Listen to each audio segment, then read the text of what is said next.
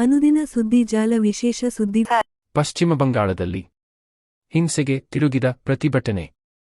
ಪಶ್ಚಿಮ ಬಂಗಾಳದಲ್ಲಿ ವಕ್ಫ್ ತಿದ್ದುಪಡಿ ಕಾಯ್ದೆ ವಿರೋಧಿ ಹೋರಾಟ ಮತ್ತಷ್ಟು ಜಿಲ್ಲೆಗಳಿಗೆ ವಿಸ್ತರಿಸುತ್ತಿದ್ದು, ದಕ್ಷಿಣ 24 ಪರಗಣ ಜಿಲ್ಲೆಯಲ್ಲಿ ಸೋಮವಾರ ನಡೆದ ಪ್ರತಿಭಟನೆ ಹಿಂಸೆಗೆ ತಿರುಗಿದ್ದು, ಪೊಲೀಸ್ ವಾಹನಗಳಿಗೆ ಬೆಂಕಿ ಹಚ್ಚಲಾಗಿದೆ. ಈ ಘಟನೆಯಲ್ಲಿ ಹಲವರು ಗಾಯಗೊಂಡಿದ್ದಾರೆ. ಸೆಂಟ್ರಲ್ ಕೋಲ್ಕತ್ತಾದ ರಾಮಲೀಲಾ ಮೈದಾನದಲ್ಲಿ ಶಾಸಕ ನೌಶಾದ್ ಸಿದ್ದಕ್ಕಿ ನಡೆಸುತ್ತಿದ್ದ ವಕ್ಫ್ ಕಾಯ್ದೆ ವಿರೋಧಿ ರ್ಯಾಲಿಯಲ್ಲಿ ಪಾಲ್ಗೊಳ್ಳಲು ಇಂಡಿಯನ್ ಸೆಕ್ಯುಲರ್ ಫ್ರಂಟ್ (ಐಎಸ್ಎಫ್) ಬೆಂಬಲಿಗರು ತೆರಳುತ್ತಿದ್ದರು. ಅವರನ್ನು ಬೋಜೆರ್ಹಟ್ನ ಹೆದ್ದಾರಿಯಲ್ಲಿ ಬಾಂಗರ್ ಪೊಲೀಸರು ತಡೆದರು. ಬ್ಯಾರಿಕೇಡ್ ಭೇದಿಸಿ ಮುನ್ನುಗ್ಗಿದ ಕಾರ್ಯಕರ್ತರು ಪೊಲೀಸರ ಜೊತೆ ವಾಗ್ವಾದಕ್ಕೆ ಇಳಿದರು. ಪೊಲೀಸ್ ವಾಹನಗಳಿಗೆ ಬೆಂಕಿ ಹಚ್ಚಿದರು. ಇದರಲ್ಲಿ ಹಲವು ಪೊಲೀಸ್ ಸಿಬ್ಬಂದಿ ಗಾಯಗೊಂಡರು ಎಂದು ಪೊಲೀಸ್ ಅಧಿಕಾರಿಗಳು ತಿಳಿಸಿದ್ದಾರೆ. ರ್ಯಾಲಿಯಲ್ಲಿ ಮಾತನಾಡಿದ ಐಎಸ್ಎಫ್ ಶಾಸಕ ನೌಶಾದ್ ಸಿದ್ದಕ್ಕಿ, ವಕ್ಫ್ ತಿದ್ದುಪಡಿ ಕಾಯ್ದೆ ತರುವ ಮೂಲಕ ಬಿಜೆಪಿ ಕೋಮು ಗಲಭೆ ಸೃಷ್ಟಿಸುವ ಸಂಚು ರೂಪಿಸುತ್ತಿದೆ. ಕಾಯ್ದೆಯನ್ನು ಜಾರಿ ಮಾಡುವುದಿಲ್ಲ ಎನ್ನುತ್ತಿರುವ ಪಶ್ಚಿಮ ಬಂಗಾಳ ಮುಖ್ಯಮಂತ್ರಿ ನಮ್ಮ ಹೋರಾಟ ತಡೆಯುತ್ತಿರುವುದೇಕೆ ಎಂದು ಪ್ರಶ್ನಿಸಿದರು.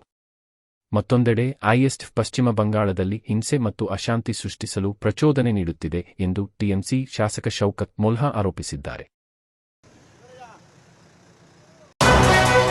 ಮೋದಿ ಸರ್ಕಾರವು ಕೇವಲ ಬಾಯಿ ಮಾತಿನ ಅಂಬೇಡ್ಕರ್ ಸ್ಮರಣೆ.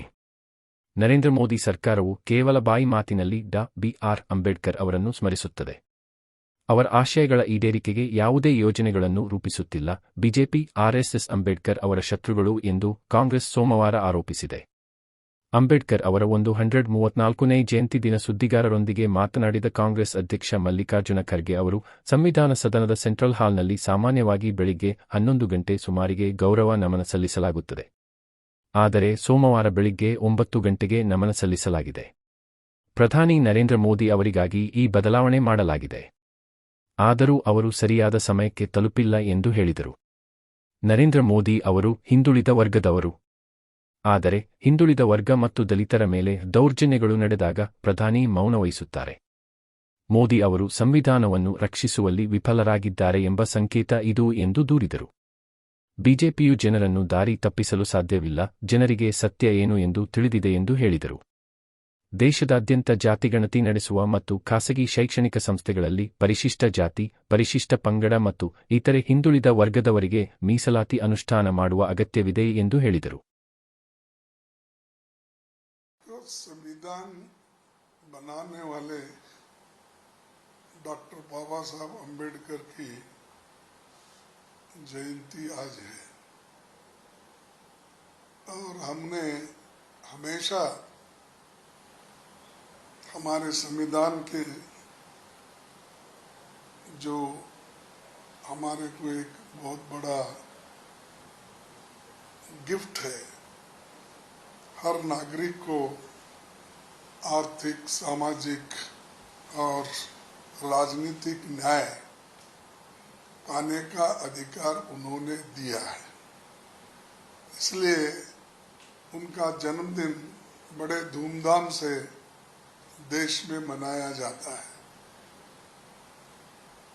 अभी मैं आपको ये कहूँगा कि हमने हाल ही जो एआईसीसी सेशन के अहमदाबाद प्रस्ताव में भी इसी को आगे सुनिश्चित करने की बात की कि जो बाबा साहब अम्बेडकर जी ने अपने सामाजिक न्याय में कहा था, उन विषयों को, उन मुद्दों को ही हमने अहमदाबाद के सेशन में आगे करा और खासकर 14 अप्रैल हम आज संसद में उनके मूर्ति पे पुष्पांजलि की। फिर उसके बाद में यथा प्रकार जो पहले 11 बजे डॉक्टर बाबा साहब अम्बेडकर की फोटो को सेंट्रल हॉल में पुष्पांजलि करते थे, लेकिन इस बार 9 बजे ही उन्होंने डिक्लेयर किया और 9 बजे डिक्लेयर करने के बावजूद भी हम लोग वहां रहे, लेकिन प्रधानमंत्री जी सेंट्रल हॉल में नहीं पहुंच सके। हालांकि उनके सहूलत के मुताबिक ही ये टाइम चेंज किया गया था। और आज के दिन कांग्रेस पार्टी की तरफ से मैं 5 बातें कहना चाहता हूं। पहली बात मैं ये कहना चाहूंगा कि कास्ट सेंसस जरूरी है। अभी केंद्र सरकार 2011 के जो सेंसस के आंकड़ों पर अपना योजना बना रही है और 2021 में होने वाले सेंसस का भी अभी तक पता नहीं है। यानी योजनाएं जो हम बनाते हैं ये सेंसस के आंकड़े को लेकर और उनकी किन किन की प्रगति हुई है और कौन से योजना लागू करना चाहिए, इसको लेके हम आगे बढ़ते हैं। इसीलिए हम ये मांग करते हैं कि जनरल सेंसस के साथ साथ भी ये जरूरी है कि कास्ट सेंसस भी कराया जाए, क्योंकि इतने वर्षों के बाद ये नहीं मालूम हुआ कौन से कम्युनिटी के लोग और अलग अलग वर्ग के लोग कौन से क्षेत्र में आगे आए, यानी शैक्षणिक दृष्टि से, आर्थिक दृष्टि से, भूमि के दृष्टि से, और जो भूमिहीन लोग हैं, ये सारी चीजें, और हायर एजुकेशन में ये सारी चीजें हम उसमें देख सकते हैं।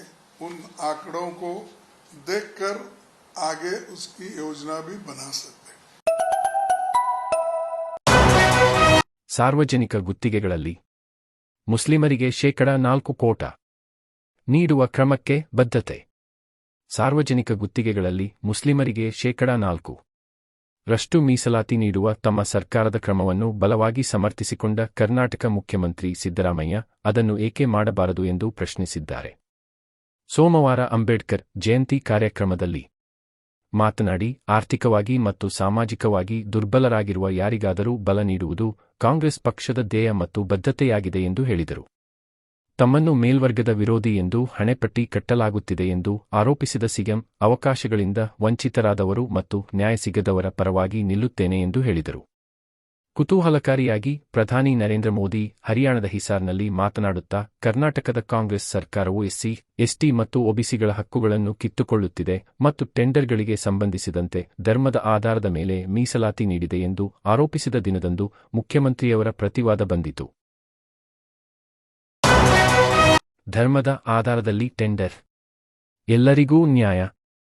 ಧರ್ಮದ ಆಧಾರದಲ್ಲಿ ಟೆಂಡರ್ ನೀಡಿ ಪರಿಶಿಷ್ಟ ಜಾತಿ ಹಾಗೂ ಪಂಗಡಗಳ ಹಕ್ಕುಗಳನ್ನು ಕಾಂಗ್ರೆಸ್ ಸರ್ಕಾರ ಕಸಿಯುತ್ತಿದೆ ಎನ್ನುವ ಆರೋಪದ ಬಗ್ಗೆ ಕೇಳಿದಾಗ, ಪರಿಶಿಷ್ಟ ಜಾತಿ ಹಾಗೂ ಪಂಗಡದವರಿಗೂ ಮೀಸಲಾತಿ ನೀಡಲಾಗಿದೆ.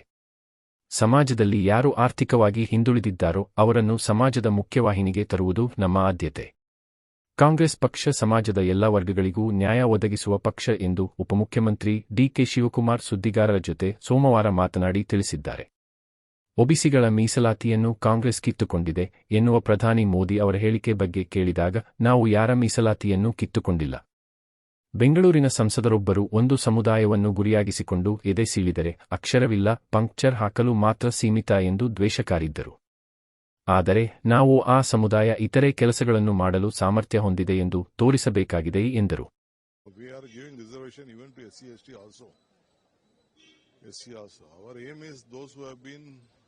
not financially sound. We want to uplift them. They have to come to the mainstream. That is our intention. And Congress party will look at every section of the society. Congress government also will look at every section of the society. Do you think Prime Minister is misleading the people, sir, by making these kind of statements, saying that snatching from SC to OBC? Why should we snatch from anyone? Nothing. Opportunity has been given to everyone. Everyone can have. But the parliament member of Bangalore city said that they are only fit for making a puncher, no? Puncher. They doesn't have anything in their heart. They will use it only for puncher. We want them not to make puncher. We want them to make buildings also. Sir, how about caste? ಅಪರಾಧ ಕೃತ್ಯ ಕಾರ್ಮಿಕ ಇಲಾಖೆ ಜೊತೆ ಚರ್ಚೆ ಗೃಹ ಸಚಿವ ಹೊರ ರಾಜ್ಯದಿಂದ ಬಂದವರಿಂದ ಹೆಚ್ಚು ಅಪರಾಧ ಪ್ರಕರಣಗಳು ನಡೆಯುತ್ತಿರುವುದನ್ನು ನೋಡುತ್ತಿದ್ದೇವೆ. ಅನೇಕ ಕಡೆ ಕಟ್ಟಡ ಕಾರ್ಮಿಕರಿಂದ ಅಪರಾಧ ಕೃತ್ಯಗಳು ನಡೆದಿವೆ. ಈ ಬಗ್ಗೆ ಕಾರ್ಮಿಕ ಇಲಾಖೆಯ ಅಧಿಕಾರಿಗಳ ಜೊತೆ ಜಂಟಿಯಾಗಿ ಸಭೆ ಮಾಡಿ ಮುಂದಿನ ತೀರ್ಮಾನ ತೆಗೆದುಕೊಳ್ಳಲಾಗುವುದು ಎಂದು ಗೃಹ ಸಚಿವ ಜಿ. ಪರಮೇಶ್ವರ ತಿಳಿಸಿದರು. ಹುಬ್ಬಳ್ಳಿಯಲ್ಲಿ ಮಗುವಿನ ಮೇಲೆ ಅತ್ಯಾಚಾರ ಯತ್ನ ಮತ್ತು ಕೊಲೆ ಘಟನೆ ಕುರಿತು ಸುದ್ದಿಗಾರರ ಜೊತೆ ಮಾತನಾಡಿದ ಅವರು, ಹೊರ ರಾಜ್ಯದ ಸಾಕಷ್ಟು ಜನ ಬೆಂಗಳೂರಿಗೆ ಬರುತ್ತಾರೆ. ಹೀಗೆ ಬಂದವರಿಗೆ ಇಲ್ಲಿನ ಸಂಸ್ಕೃತಿ, ಜನರ ಭಾವನೆ ಅರ್ಥ ಆಗುವುದಿಲ್ಲವೋ ಗೊತ್ತಿಲ್ಲ, ಅವರು ಆ ರೀತಿ ವರ್ತಿಸುತ್ತಿದ್ದಾರೆ ಎಂದರು. ಹುಬ್ಬಳ್ಳಿಯಲ್ಲಿ ಬಿಹಾರ ಮೂಲದ ವ್ಯಕ್ತಿ 5 ವರ್ಷದ ಮಗುವನ್ನು ಎತ್ತಿಕೊಂಡು ಹೋಗಿ ಕೊಲೆ ಮಾಡಿದ್ದಾನೆ. ಸ್ಥಳ ಪರಿಶೀಲನೆಗೆ ಕರೆದುಕೊಂಡು ಹೋಗುವಾಗ ಪೊಲೀಸರ ಮೇಲೆ ಆರೋಪಿ ದಾಳಿ ಮಾಡಿದ್ದಾನೆ. ಪೊಲೀಸರು ಅವರ ಆತ್ಮರಕ್ಷಣೆ ಮಾಡಿಕೊಳ್ಳಬೇಕಲ್ಲವೇ? ನಾನು ತಕ್ಷಣ ಅಧಿಕಾರಿಗಳ ನೇತೃತ್ವದಲ್ಲಿ ತನಿಖೆ ಮಾಡಲು ಸೂಚಿಸಿದ್ದೇನೆ. ತನಿಖೆಯ ನಂತರ ಸತ್ಯಾಂಶ ಗೊತ್ತಾಗಲಿದೆ ಎಂದರು.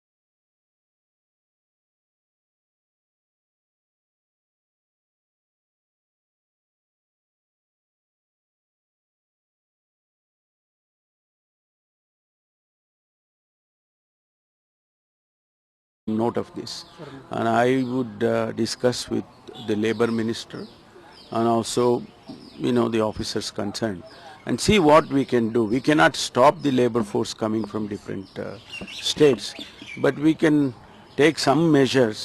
I will discuss with the labor minister. The accused in BTM layout incident, sir. Molestation case. No, that he has been secured. He has been secured in Kerala. He is being brought to Bangalore, and further investigations will do.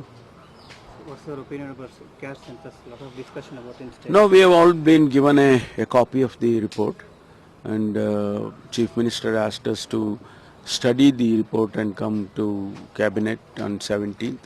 We will discuss the entire report, and we'll see what comes out of the discussions. Sir, now that the Akhila Karnataka Veera Shaiva Mahasabha, the Brahmana Mahasabha and the Vokaliga Sangha are actually not wanting this report to come into force. No, many communities have expressed their anguish. Many individuals also expressed their opinions. And we will see. Once we make a study and Cabinet take a decision, and then further we will see what will happen. Sir, not with respect to the political party, but people on social media are addressing that after COVID, lakhs of people have died in the state of Karnataka, and this caste census report might not be apt at this point of time. Is what No, I can't say anything about it. It would be inappropriate on the part of me if I say something. But unless it is discussed and decided by the government. Today is Ambedkar Jayanti, so what's message on for people? Yeah, I wish the people of the state and the country,